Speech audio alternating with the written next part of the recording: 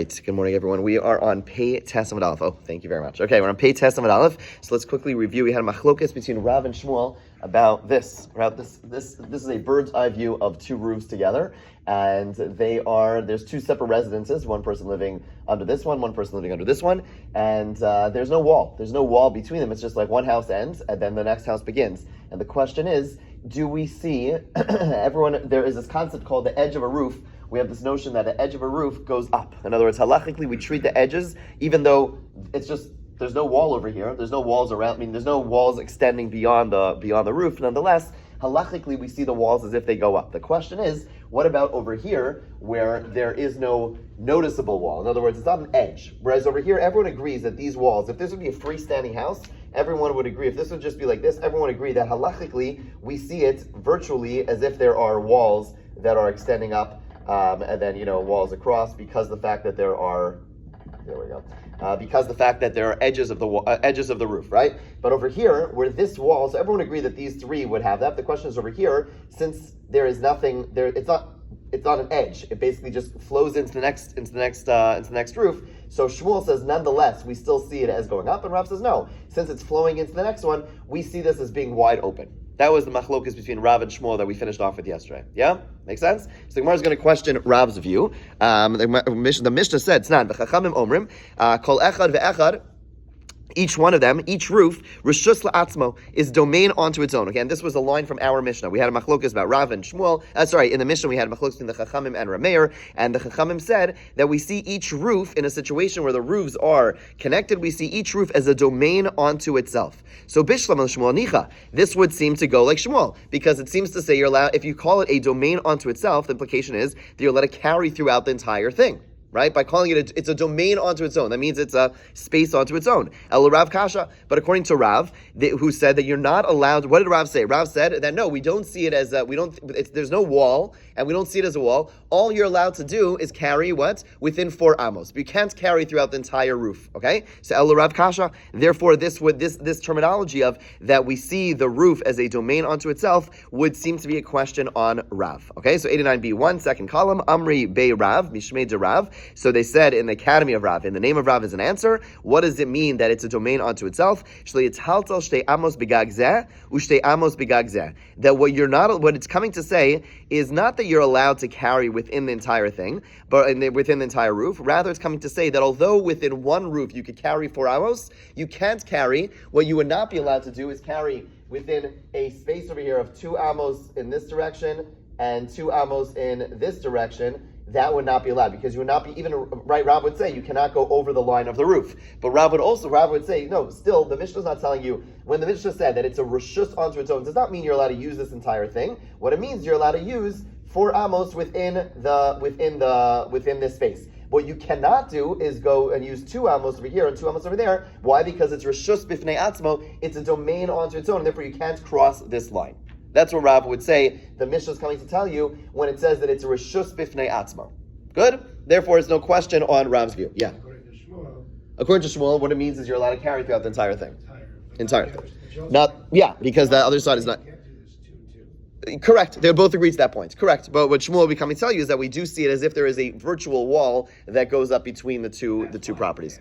That's what. Right. All right. Amri Bey Ramish. Okay. Says the Gemara. Amar Rabbi Lazar ki avinam Bavel Havir Mina. So Rabbi Lazar was a student of both Rav and Shmuel. He spent time in Bavel studying under both Rav and Shmuel. And he says like this. He says that when we were in Bavel, when I was studying in Bavel, they said like this. Bey Rav Mishmei de Rav Amru Emet Haltlan Bo Ela Ba'arba Amos. In the Academy of Rav, they used to say in the name of Rav, they were only allowed to carry within 4 amos. V'hani dvei Shmuel tanu, but those in the Academy of Shmuel cited, they quoted a brisa. Now, obviously, quoting a brisa poses a question. In other words, Rav and Shmuel are Amoran. They are living in the generation after the Mishnayos, after the brisas. In the base matters of Shmuel, they quoted a brisa which was seemingly supporting the view of Shmuel, which said, Ein lahen ela gagan. The words of the brisa said that in a situation like this, where you have the 2 roofs which are attached to one another, then they have their own roof, which they're allowed to carry on. My ein lahen ela gagan. What do those words mean? They have only their own roof. Lav deshar l'tzatzule b'kulei. Does it not imply that they're allowed to carry throughout the entire roof? Again, this supports Shmuel. And it's a question on Rav. Again, Shmuel's the one who says that we see it as if there is a wall between the two roofs, and therefore you're allowed to carry within the entire roof because it's surrounded by walls, and there's a wall in between them. So ask the Gemara, the Gemara pushes back. The Gemara says, those words, they have their own roof. Is that any better than our Mishnah? We asked the question from Mishnah, which said each roof is a domain onto its own. And this Brisa says they have their own roof. It's not any better than the question you asked from Mishnah. And how do we answer the question from the Mishnah? The way we interpreted those words in our Mishnah was to say that the way Rav interpreted it was to mean that what it means is you cannot carry over the line. Although you're allowed to carry 4 amos, you can't do 2 amos on this side and 2 amos on this side. Here too, the Brisa could be interpreted to mean that when it said that they have only their own roof, all that means is that you can't carry over the line. You can't carry 2 amos on this side, 2 amos on that side. That's the way Rav would interpret the Brisa. Bottom line is, both the Mishnah and the Brisa are not posing a question on Rav's view. Okay. It's brought as support for Shmuel, but we're saying it's not a definitive proof against Rav. Okay, so now we go back to the view. Again, let's just review one more time before we go further.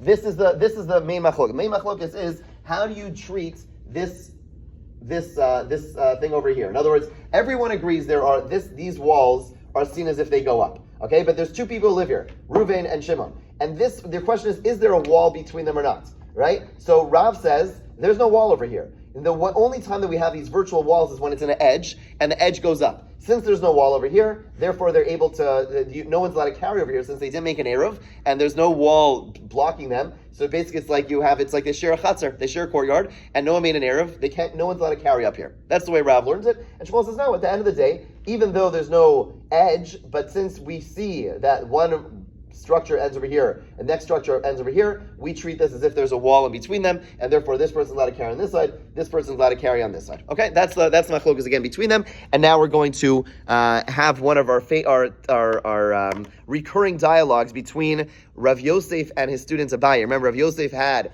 an illness which caused him to forget everything. This is the first time, so far many times we've had this dialogue. Rav Yosef says, I never heard this. And Abaye says, Rebbe, you taught it to us. Now this time it's going to be interesting because normally what happens is Rav Yosef says, okay, this time Rav Yosef is going to push back and say, no, I didn't teach it that. There's no way I taught it that way. And he's going to try to reimagine, almost like reverse engineer, what did I say? Okay, so it's going to be fascinating. Okay, let's see. So, Rav Yosef li hashmaita. Rav Yosef said, I never heard this teaching of Shmuel. In other words, he said, I don't believe that Shmuel actually held when you have 2 roofs which are side by side, that we treat the invisible space between them, like the place where we know they meet, that we treat that as a wall. He says, there's no such thing. Amalei Abaye. Abaye says, At Amras Ne'alan. You taught it to us. The Hamras Ne'alan. He taught it to us about the following teaching. What was that? We have a Mishnah. We have a Mishnah, which we'll see soon, which says like this: Gadol hasamach lekatan. If you have a large roof which is next to a small roof, hagadol mutzar, v'akatan asar. The large roof is permitted, and the small one is forbidden. So what's the case? The case is like this. Until now, we've been dealing with the case where they are all the same size, but now we are going to be dealing with a case where it goes like this. You have the large roof, okay, and you have the wrong one. Okay, you have the large roof, and you have and basically there's a large one, and you have the small one. Okay. Also, just bear in mind, we're going to suggest that this space over here is going to be less than 10 amos. So let's just give it 9 amos. Okay. Keep that in mind, okay? But basically you have a large roof and it opens up into a small roof. That's the case. Got it? Okay? So we say a large roof that opens up into a small roof. The Mishnah says that the large roof is allowed to carry, the small one is not allowed to carry. Va'amras lan Allah, and you, Rav Yosef, taught us you said, quoted on this Mishnah, Am Rav Yehuda Shmuel. You said, Rav Yehuda said the name of Shmuel, Lo shanu el sheish diyorin al zeh, v'diyorin al zeh. It's only when there are people living on both roofs. In other words, people not living like that they actually have like a little tent there, but the point is that people use their roofs. In other words, sometimes you have a roof that no one uses, and sometimes you have a roof that people are using on a regular basis. In this case, the fourth wall of the small roof is considered a wall that's walked over. Okay, meaning that the wall is seen as not a non-existent wall, since people are always going back and forth between these 2 rooftops. But if there's no people living on both sides, then we see that both roofs are permitted. Okay, so let's make sense of this. When there are people living on both, Okay, so again, the Mishnah said the big one is allowed. You're allowed to carry on Shabbos. The small one you can't carry on Shabbos. The question is why. So the reason is clearly as follows. So the idea is like this. Since this is less than 9 amos, how large is a doorway? A doorway is up to 10 amos. If it's less than 10 amos, it's seen as a doorway. So this side, over here, even Rav would agree that this is fully closed in. Why? Because we treat these as walls, right? So basically you have walls over here, you have walls, like this, right? You have walls, and basically it's as if there are walls all around it. There's a gap over here, but that's a doorway. That's a doorway. Okay, right? So in other words, everyone would agree. I'm very proud of my 3-year. Okay. New talents. Okay. So the bottom line is, everyone would agree that this is fully enclosed. If it's not fully enclosed, but it's virtual walls, right? In other words, there are virtual walls all around. This part's open. Who cares? It's a doorway. So everyone would agree, this person, that these people are allowed to carry, and right? In other words, if I have a chutzner that opens up into another chutzner, but there's a doorway, I don't have to make an Eruv with the people in the next court, right? So these people are allowed. These people can't carry. Why? Because these people, their fourth wall is completely open. You can't call it a doorway over here because a doorway needs to have something blocking. In other words, if you just have your whole wall is missing, that's not a doorway. So from the perspective of the people in the small courtyard, there is nothing blocking the fourth wall. You can't even call it a doorway because the entire thing is wide open, right? So they have to make some sort of. They'd have to add a little bit. They'd have to add something on each side, and then it could be a doorway. So that would be like a lech. Yeah, but there's nothing. But right now, fine. Yeah, but a lechi would work in certain circumstances. I'm not sure if a lechi would work in this circumstance. They could add a little bit of something on both sides, but they don't have it. Fine. So Rav Yosef comes along, quotes from Shmuel, saying, when is it true that only these people are allowed to carry and these people can't carry? Is when there's people walking back and forth. Because since they're walking back and forth, this separation is non-existent. Okay? But here's the key line. When people are not typically up on top there, okay, once in a while someone goes on top, then both of them are allowed to carry. Why? Because this wall, why would both be allowed to carry? So Rav Shmuel says, because this wall, if they're both going back and forth up there, then this whole thing is seen as non-existent. Fine. But if they're not both going up back and forth, then this wall is a good wall. So clearly, says Abaye says, Rav Yosef, our teacher, you taught us this because you said in a scenario where they're not walking all around this roof, then this wall is a legitimate wall, and it's actually seen as this place is contained. Why? Because, and this is the source. So again, Abaye is saying, Rav Yosef, you taught us this halacha that when there is this wall over here, and there's people not, as long as no one's walking back and forth over it, then it's considered a good wall. Clearly, you're the one who taught us that when there are two spaces flushed one to another, then we do still treat this place as a virtual wall. You all with me? In other words, we're trying to see where Rav Yosef is saying, I don't believe that Shmuel ever said this whole thing, that this wall is seen as a virtual wall. And Abaye says back, you taught us about this case. You said in this case, when there's no traffic between these two places, then we do treat this whole place, this whole wall, as an actual wall. These markers go so quickly. Okay, then we do treat this as an actual virtual wall, and that's the source of this halacha. Okay, however, Rav Yosef pushes back. Amr lei. Rav Yosef says no. He says, Ana hachi amr lechu. Okay? Let's just read it again. Let's go back a paragraph.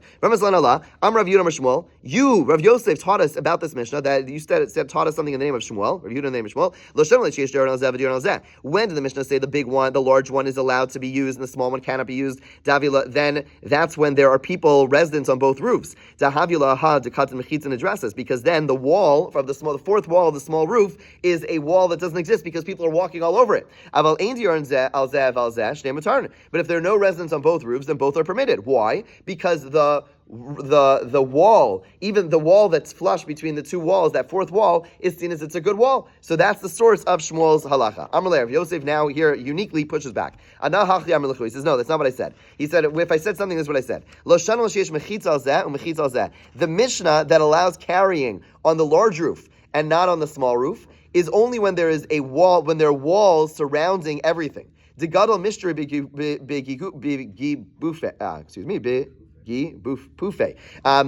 the large one is allowed because the side posts on both sides. The katza nifretz b'meloa. The small roof, we're on 89b2, the small roof is entirely open to large roof. If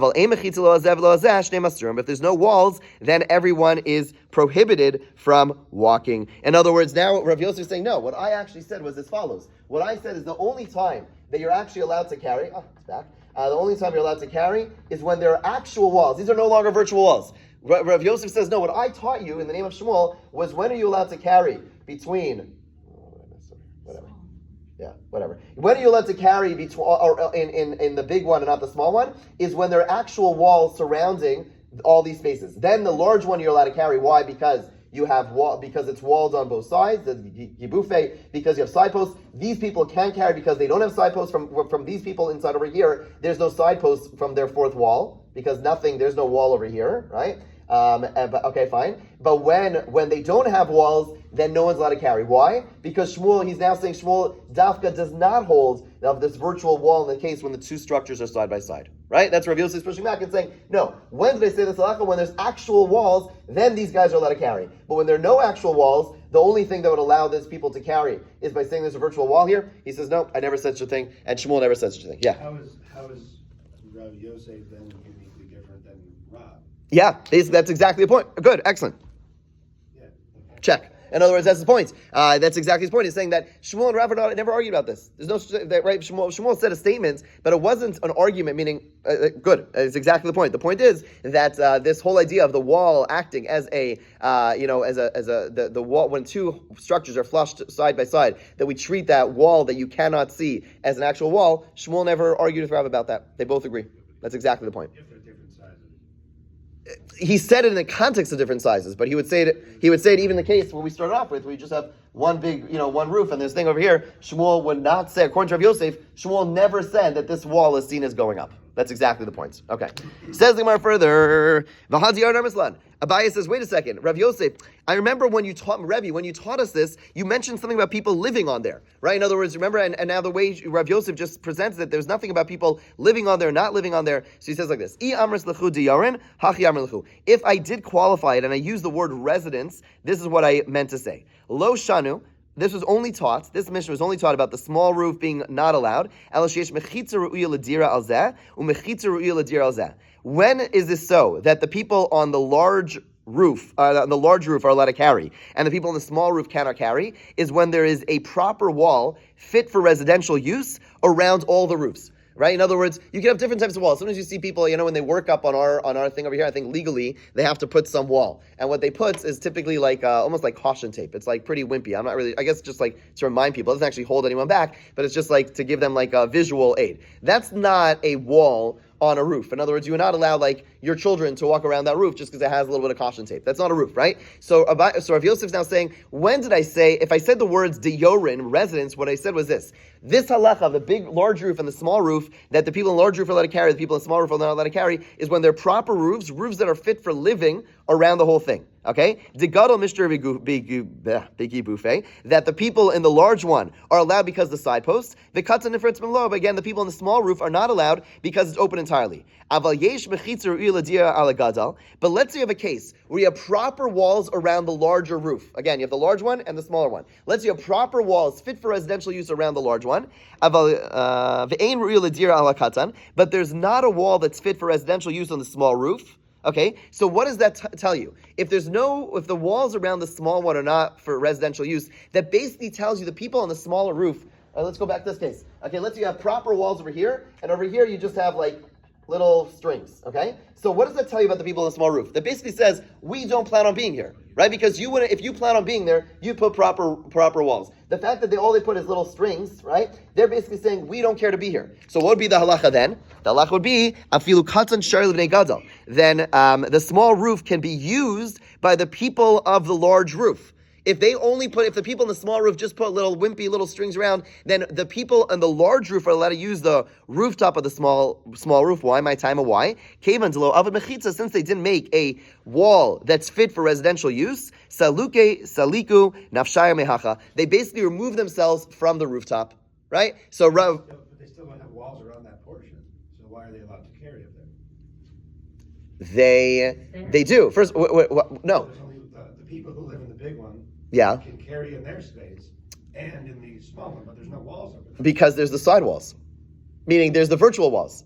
No one's disagreeing that in a case like this, when there's a structure like this, right? Everyone agrees there's virtual walls around it. So, in other words, there's halachic walls around it, right? There's halachic walls. It's an enclosed area halachically because of the side walls. The question is, though, they did make an eruv. And what about the people on the small roof? The answer is, since they put wimpy walls around it, they've demonstrated that they're not here. Right? So therefore, the people on the large roof are allowed to carry on the small roof. It's like they own it. It's like they own it. It's like it's like imagine a courtyard and one person said, I'm leaving for Shabbos. That's what it is. By putting up wimpy walls, they're saying, I'm not here. Okay. Fine. Similar principle. Bahad Amar of Nachman, Kehad Amar of Nachman, similar to that which Rav Nachman taught. Asa Sulam Kavua Legago, Hutra B'chol Legag and Kulan. Let's say you had a bunch of rooftops. You had a bunch of houses which all go to the roof, and one of them built like a proper ladder, and no one else did anything, okay? Or everyone else did, built like a string ladder, just like a rope, okay? So what does that tell you? That tells you the person who built the permanent ladder is the person who's using it. The other people who built the little rope ladder, they're basically saying, we're not here. So once again, what that does is it allows the person who built the permanent ladder, that gives that person access to all the rooftops there, and the other people are not allowed to carry there on Shabbos because they've demonstrated, we're not there. We're not there. And therefore, they don't have to make an eruv for their above space. Only the person who made the permanent ladder has to do so for the exact same reason. Amar Abaye, similarly, Bana Aliyah Gabe Beis. Let's say a person built a second story on top of his house. Look at the picture. I'm not going to draw it. Look at the picture by 21, right? You have a bunch of rooftops, and one person goes ahead and builds on top, right? This is, this is like Ranchly. I don't know. Basically, one person goes ahead and starts building on top, okay? But over here, they're all attached to each other, and one person builds a second story that goes up to the roofs, okay? Vaslafnei Dakar Ba, and the person makes a doorway, a 4 tefach doorway, a proper doorway. That person is more permanent on that space, indicating that the others are not, right? And therefore, that person's allowed to carry on all the roofs, and there's no need for Erev Chatzeros, that person has like full access to all the other roofs in that case. Amar Rava just qualifies that. He says, Pamim Shadaka Isser. Sometimes the opening actually makes the second story prohibited. Hey Chidami, what does that mean? David Lahadi Tarbitza de Vese. Let's say a person made an opening on the side of the wall facing his garden. Okay? Meaning, look at the picture by 22. You see that picture? So there, the doorway doesn't open to the rooftops. If it opens to the rooftops, then that would give that person full access to all the rooftops. Over here, his doorway opens up into the garden, okay, to Amra, because it's a way, it's implicitly saying, look at 90A1, we're at Tzadi Aleph, Tzadi Amad Aleph, Lanture Tarbita Hu Davida, because clearly he made the opening not to access the rooftop, but rather to watch the garden, okay, and basically he is effectively saying, I renounce my rights to the roof area. In other words, whereas if I made an opening to the rooftop, then I'm saying, oh, this is mine, and no one else does so, then it's really fully mine. If I did not make a opening to the rooftop, then basically I'm saying my usage of my roof is only to watch the garden, and therefore I'm completely out of the roof, and I'm not allowed to use the roof at all. Okay, bottom line is it's all that it's similar principle to what Rav Yosef was telling us, that when a person has a stronger usage in a space than someone else, then they get the full usage of that space, and the others basically are ignored as if they are not there. We'll pick up tomorrow. Have a great day.